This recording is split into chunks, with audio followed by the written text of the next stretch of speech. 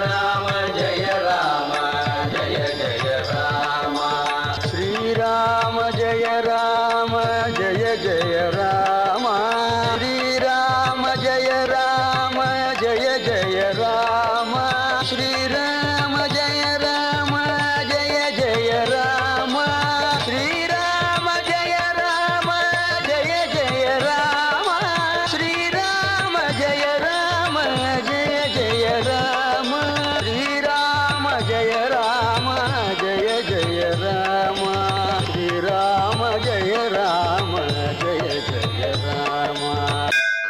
பரதன் தன் சுற்றத்தார் பரிவாரங்களோடு காட்டுக்கு வந்து ராமபிரானை சந்தித்து எவ்வளவோ வேண்டிக் கொண்டும் அவர் நாடு திரும்பி ராஜ்யத்தை ஏற்றுக்கொள்ள மறுத்துவிட்ட நிலையிலே வேறு வழியின்றி ராமனுடைய பாதுகைகளை வாங்கி தன் தலைமேல் வைத்துக் கொண்டு அவரை நமஸ்கரித்து விட்டு நந்தி கிராமத்தை அடைவதற்காக சென்று கொண்டிருந்தார் என்பதை பார்த்தோம்.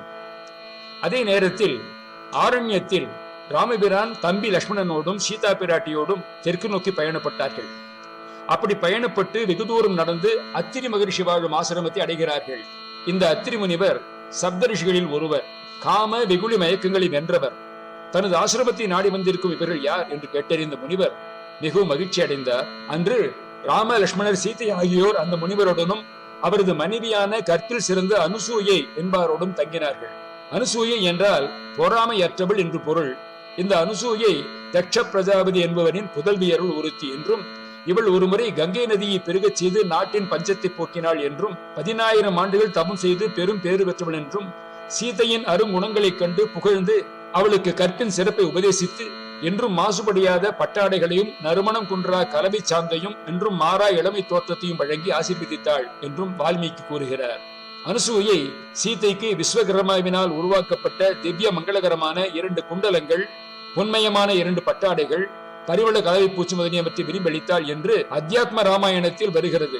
அனுசூயின் கற்பு நிலையை சோதிக்க வந்த திரிமூர்த்திகளையும் அம்மங்கை நல்லாள் குழந்தைகளாக்கி தொட்டிலில் இட்டு ஆட்டி வளர்த்ததாக புராணங்கள் கூறுகின்றன. இதைத் தொடர்ந்து தேனுந்து முக்கணிகள் எனும் திருக்கையிலி திருப்புகழை கேட்டு விளக்கங்களை பார்ப்போம். தேனுந்து முக்கணிகள்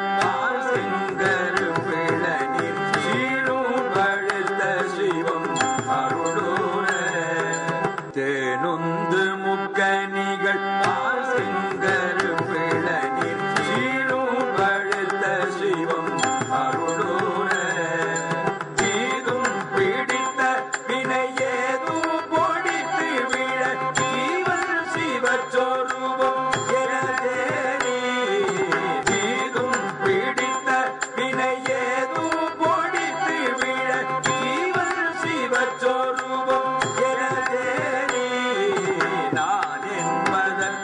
உயிரோடு ஊன் என்பதற்கு வெளிநாத பரமிலம ஒளிமீதே நான் என்பதற்கு உயிரோடு ஊன் என்பதற்கு வெளிநாத பரமிலம ஒளிமீதே ஞானம் சூரப்ப மகிழானந்த சித்தியோடு நாடும் கழிக்க பதம் அருள்வாயே ஞானம் சூரப்ப மகிழானந்த சித்தியோடு நாடும் கழிக்க பதம் அருள்வாயே நாடும் கழிக்க பதம் அருள்வாயே வானம் தழைக்க அடியேனும் செழிக்க அயன்மாலும் விழைகளை விடமாள வானம் தழைக்க அடியேனும் செழிக்க அயன்மாலும்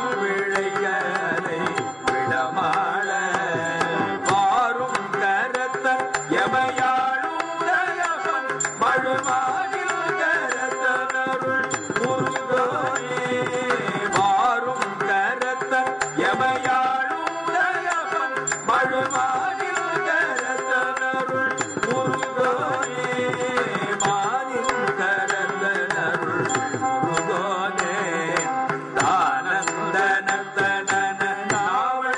சுற்றி மதுதான் கடப்ப மலர் அடிமார்பாம் தானந்த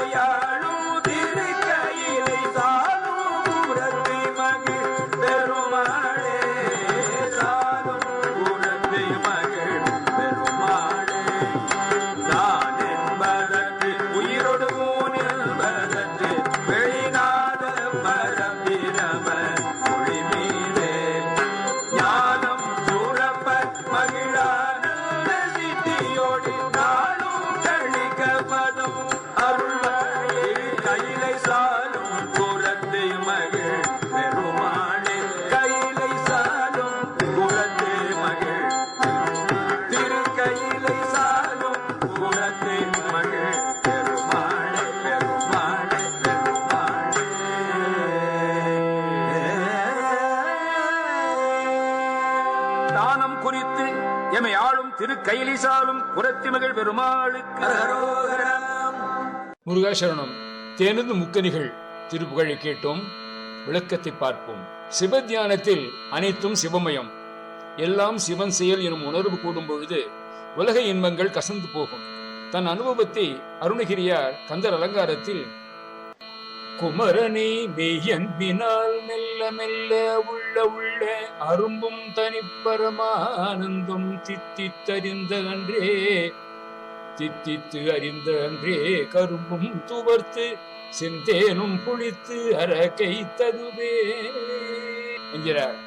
பின் உடல் முழுவதும் ஒரு பேரின்ப உணர்ச்சி தூண்டப்படுகிறது என்பதை குமுளி சிவ அமுது ஊறுக உந்தி பசியார் என்கிறார். மாயை காரணமாக ஜீவாத்மா தன்னுடைய உண்மையிலேயே அறிந்து கொள்ளாமல் பிறப்பு இறப்பு எனும் சூழலில் அலைகிறது. ஆத்ம விசாரத்தால் அல்லது சத்குருவின் தீட்சையால் மாயை நீங்கி தன்னுடைய சிவஸ்வரூபத்தை அடைவதே முக்தி. ஆதிசங்கரர் பூர்ணா நதியில் ஆபத் சந்நியாசம் எடுத்துக்கொண்டு முறையாக குரு உபதேசம் வாங்கிக் கொள்வதற்காக வடக்கே செல்கிறார். நர்மதா நதிக்கரையில் ஒரு சிறிய குகைக்குள் நிஷ்டையில் இருந்த கோவிந்த பகவத் பாதரை வெளிக்க அவர் நீ யார் என்று கேட்டதற்கு அத்வைத ஞானத்தை பிழிந்து எடுத்து 10 செய்யுட்களை பாடுகிறார் சங்கரர். நான் காற்று அல்ல, தீ அல்ல, நீரும் அல்ல, பூமியும் அல்ல, இவர்களின் கூட்டும் நான் அல்ல. நான் மனம், சித்தம், புத்தி இதுவும் எதுவில்லை, தனித்து விளங்கும் சிவப்பரம்பொருள் நான் என்று பதிலளிக்கிறார். அருணகிரியாரும் இதே கருத்தை வானன்று காலன்று தீயன்று நீரன்று மண்ணுமன்று தானன்று நானன்று அசரீரி என்று சரீரி என்றே என்கிறார். நான் எனும் அகங்காரமும் மமகாரமும் தொலைந்து போக அகப்பற்றும் உயிர் மேல் உள்ள பற்றும் புறப்பற்றும் உடம்பின் மேல் உள்ள பாசமும் அழிந்து எனதாம் தனதானவை போயற மனமாம் கடும் மோக விகாரமும் இவை நீங்கிடவே என்பார். வெளியில் விளைந்த பரநாதம் ஒழிக்கும் சிவஞான ஒளியிடத்தே சிவஞானம் பெருக களிப்புடன் ஆனந்த நிலை அடைந்து தினம் தோறும் மகிழ என் திருவடி தீட்சை புரிய வேண்டும் என்று வேண்டுகிறார். வானம் தழைக்க என்பதற்கு தேவர்கள் நல்வாழ்வு பெற என்று கொள்ளலாம், அல்லது வானம் தழைத்து மாதம் மும்மாறி பொழிய அதனால் உலகம் உய்ய அதன் மூலம் அடியார்கள் அனைவரும் நலனாக வாழ என்னுடைய பரிதாப நிலை கண்டு எம்மை ஆட்கொண்டு மழுவும் மானும் பிடித்துள்ள சிவபெருமான் உருவத்திலே கையிலே மலையிலே வைத்திருக்கும் பெருமாளே என்று பாடுகிறார். குகஸ்ரீ ரசபதி ஐயா அவர்கள் அருளி கொடுத்த விளக்குவரையை பார்ப்போம். வானம் தழைக்க, கடலை வானவர் கடைந்தனர். கடைக்கையரான வாசுகி விஷத்தை கக்கியது, திசையெல்லாம் பரவியது தீஜ்வாலை. அப்பொழுது ஆன்மாக்கள் அலறி அழுதார்கள். அது கண்டு திருவுள்ளம் இறங்கி விமலன் உடனே வெளிப்பட்டான். எழுந்த விடத்தை வாரி எடுத்தான், உண்டான். நீலவிஷம் கண்டத்தில் நின்றது. அன்று ஏகாதசி. இதனால் என்ன நேருமோ என்று துவாதசி வரை அஞ்சி இருந்தார்கள் அமரர். திரையோதசி புண்ணிய காலம் தோன்றியது. இன்பம் அடைந்த தர்மதேவதி ரிஷப உருவில் எதிர் நின்றது. நலம் சிறந்து அதன் கொம்புகளுக்கு நடுவிலே சாந்தி நிறுத்தம் செய்தார் சங்கரர். அமுதம் பருகி இரவா நிலை எய்தினர் இமையோர். தகுதி பெற்ற வானுலகம் இப்படி தழைத்தது. அடியேனும் செழிக்க அண்டத்து வரலாறான இதனை ஊன்றி பிண்டத்தானும் உணர்ந்து வையத்தானான நானும் வளங்கொண்டேன். அயல்மானும் பிழைக்க படைப்பும் காப்பும் செய்யும் பிரம்மனும் திருமாலும் பிழைத்தார்கள். இவ்வளவும் நேர பரமரோடு விண்ணாடர் பரந்தோட புரந்தரனார் பதிவிட்ட ஓட தேர் ஓடும் கயிர் ஓட விதி ஓட மதி ஓட திருமால் மேனி சுரர் ஓட தொடர்ந்து ஓட எழுந்த கடல் வெடத்தின் வேகத்தை கட்டுப்படுத்தி அதை வாரி எடுக்க திருக்கருத்து வள்ளல் சிவபெருமான் என்று நெருக்கமான வரலாற்றை சுருக்கமான அடிகளிலே சொல்லும் பெருமிதம் அருணகிரி முனிவரிடம் இயல்பாகவே அமைந்திருக்கிறது. அந்தகாசுரன் கயாசுரன் முதலியோரை அடக்கி உம்பர் தழைக்க உதவிய கரம் 1, அடியன் செழிக்கு அபயவரதம் காட்டிய கரம் 2, பிரமனும் திருமாலும் பிழைக்க அருமைத்தன் திருமேனிக்கு அணிகலனாகும்படி அவர்களை எடுத்து அணிந்த கரம் 2, அகிலத்தை அழிக்க எழுந்த விஷ ஆற்றலை அடக்கிய கரம் 1 ஆக 10 திருக்கரங்கள் பரமருடைய முருகோனே எனவரும் சிவனார் திருக்கர வகுப்பு 5, 6 அடிகளிலே இருக்கிறது. இப்பொருளில் வாரும் என்பது நீளும் என்ற பொருளில் வருகிறது. வார்தல், போதல், ஒழுகல் 3 நேர்மும் நெடுமை செய்யும் பொருள் என்கிறது தொல்காப்பியம். தழைக்கவாறும் செழிக்கவாறும் பிழைக்கவாறும் இடம் ஆளவாறும் கர்த்தன் என்று கூட்டி பொருள் கொள்ளப்பட்ட இந்த நிலை கடைநிலை வாக்கு எனும் தொல்காப்பிய இலக்கணத்திலே அடங்குகிறது. இங்கனம் பல வகையில் அருள்வோனே எமது தகப்பன் எனும் அருமை அருமையிலும் அருமை. சிவபோகம் அருள்பவன் சிவகுமாரன் கடப்ப மாலை அதற்கு அடையாளமாக காட்டுகிறான். கடம் என்றால் உடல். கடத்திலிருந்து கடத்தி வளர்ப்பமுடைய முருகன் திருவடி நிழலிலே வாழ வைக்கின்ற காரணத்தினால் கனிபுதூர் மதன் பெயர் கடப்பமலர் என பெயர் பெற்றது. பண் சுமந்த தெய்வ வேத தேவதைகள் குறுகிய வண்ணின் உருவம் கொண்டன. முன்னேறி கடப்ப மாலை மொய்த்தன இனிய நாதம் எழுப்பின. அதன் பயனாக பேரின்பத்தேனை பருகின எனும் செய்தி தானும் தனத்ததனாம் என்று சுற்றிமது தான் உன் கடப்பமல் அணிமார்பா என்று வெளியாகின்றது. துன்ப இன்பத்தை சமமாக எண்ணுபவர்களை, ஆணவ அழுக்கு அகன்ற பக்குவம் பெற்றவர்களை இனி ஆட்கொள்ள வேண்டியதுதான் என்று இடைவிடாத முருகப்பெருமானை எண்ணி துதித்துக் கொண்டிருக்கிறார் திருக்கையிலே வள்ளி அம்மையார். அந்த தேவியின் பெரும் கருணையை நோக்கி பெரும் மகிழ்ச்சி அடைகிறான் அருமுகப் பெருமான். இவைகளை உணர்த்தும் இறுதி அடியில் தோய்ந்த சாரம் குறித்து இமையாளும் திருக்கையிலே சாலும் குலைத்து மகிழ் பெருமாளே, நம் உள்ளம் துள்ளுகிறது அல்லவா? தேனும் முக்கனிகளும் பாலும் கருப்பும் சாரும் இளநீரும் மிக சுவை கொண்டுள்ளன. இவைகளை கொண்டே ஆண்டவனை அபிஷேகிக்கிறார்கள் அடியார்கள். அதன் பயனாக ஊன் எல்லாம் தோல் எல்லாம் ஊன் உதிரமெல்லாம் என்பெல்லாம் என்பினுள் துளையெல்லாம் போன் மேரோ பாய்ந்து உயிருக்கு பயனளிக்கும் திருவருள் இன்பம் வளர்ந்து புரித்து வருகின்றது. பேரான அதன் முன் பிற சுவையெல்லாம் பிற்பட்டு போகும். இதனை சீரும் பழித்த சிவம் அருள்வோரே என்கிறார்.